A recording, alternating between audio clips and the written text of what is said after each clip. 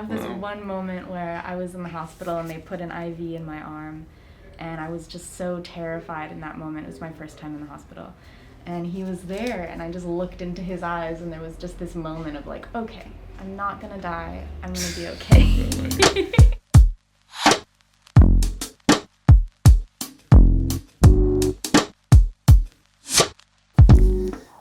Casa Milagrosa is Depaul, USA's most recently opened center to help with people in need and the homeless. They've opened now 8 centers, Casa Milagrosa being the 8th, and it's located in the Westlake community of Los Angeles. The work they're doing is terrific. I was fortunate enough to spend a few days with them at the facility, and I left inspired, impressed, and hopeful.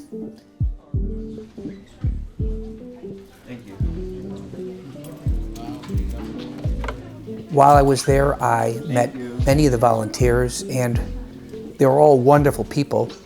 2 in particular who I was particularly intrigued by were Cassie and Gerardo.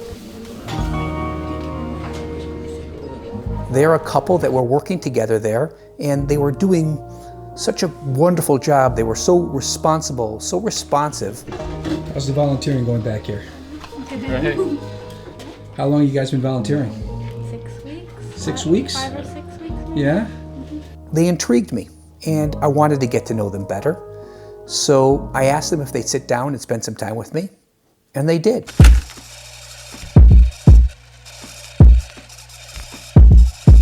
Met you both here at Casa Milagrosa, and you're a team, huh?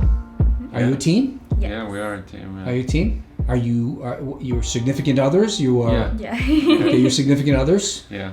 How long have you been significant others? 7 years now. 7 That's years. significant. Significant others. 7 years, but not married. We are married actually. You are married. Yes. Okay, so why was it so difficult to get out of you? Why was that such a? Because maybe We're we haven't relatively formally had our wedding the way that we wanted to, and we haven't had the family together because We got excited and eloped. yeah. So you're together 7 years, married at some point. Yes. How long? 4 years? Yeah, 4 years ago. Okay, quite some time. Okay, and we'll get a little more background here. Yeah. Did you two do this type of work before you knew each other, or is this something you decided to do together? How does someone get involved in something like this? I think separately we did Yeah. this kind of stuff. I used to volunteer a lot at my church Yeah. in Texas. I was one of the only people that could speak Spanish, so it was just, they found me very useful.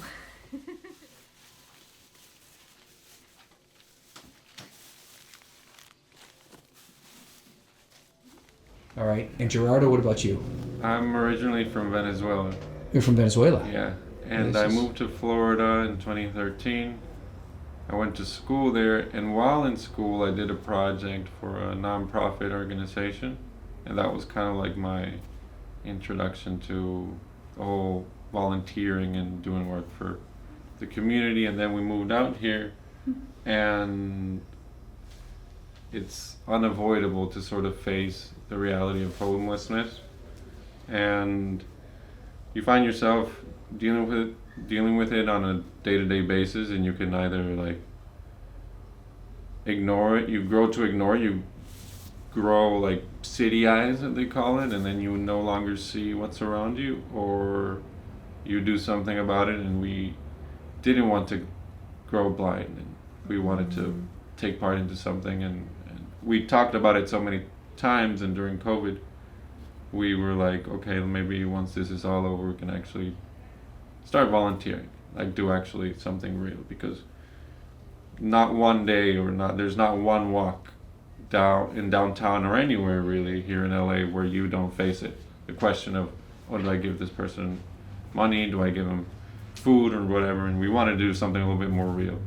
That wasn't sort of a 1 second thing. Yeah.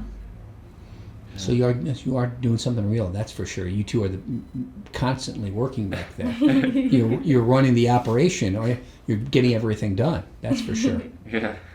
And so, is this how many days a week are you doing this?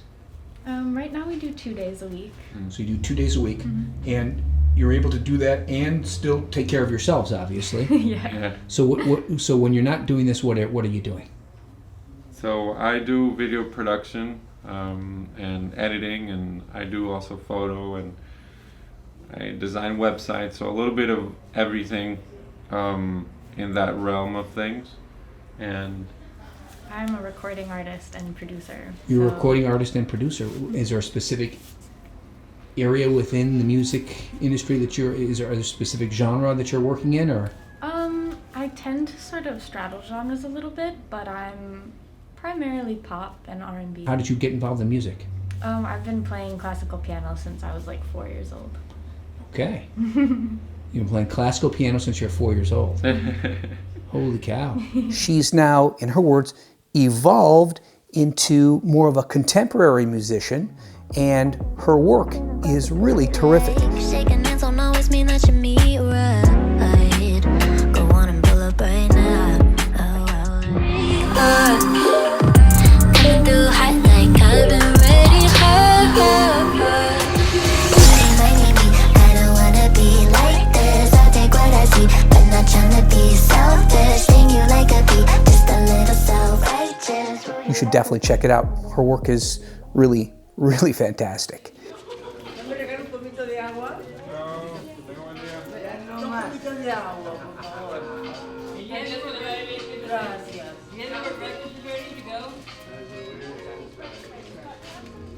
All right, I don't play and single. so did you tell me what took you out to LA?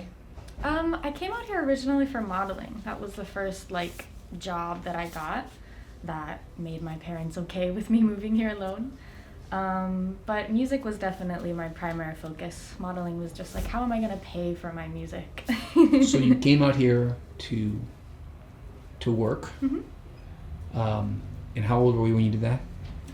So curious. 22? 22. Okay. Yeah, you're full adult at 22, especially unless you're a man. At 22, we're still not adults. At No. 22. It takes us a little more time. yeah, totally. So what took you out to LA, Gerardo? Same.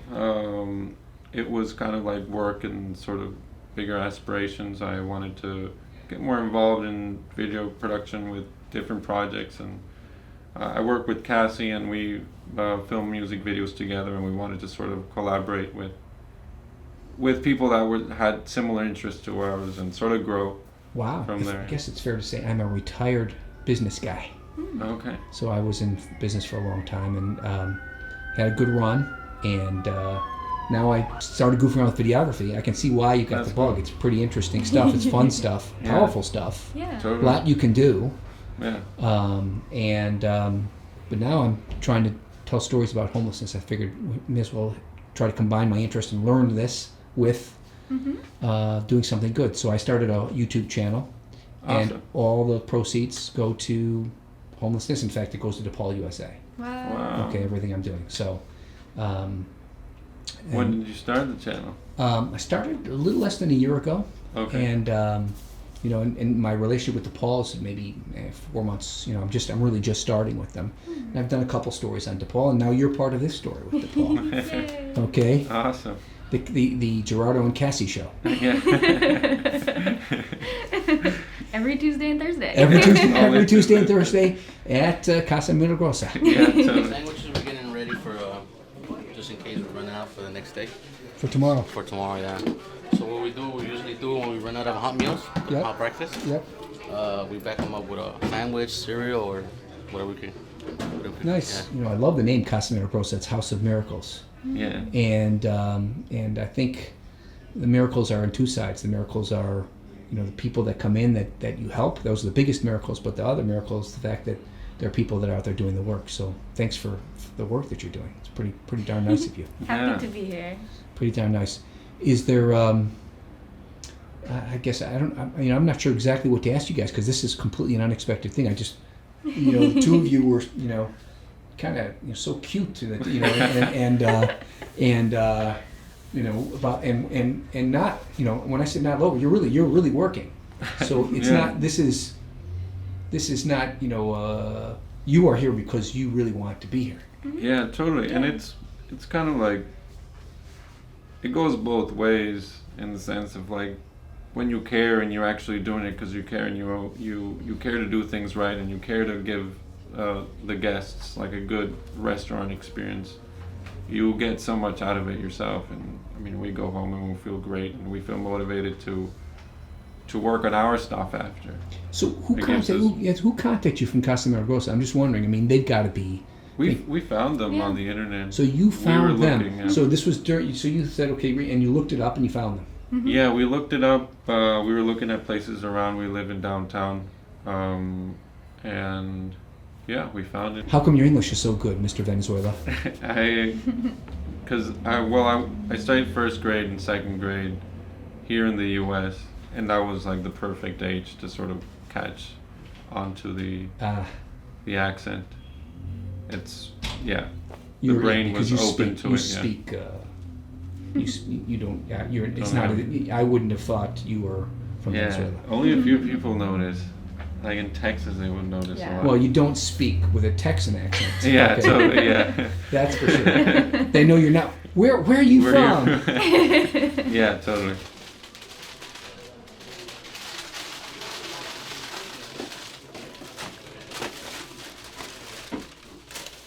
Do you have a hero?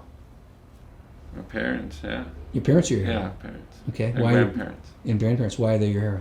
Their image, their faces is what pops to mind whenever I'm going through something difficult. Nothing else. No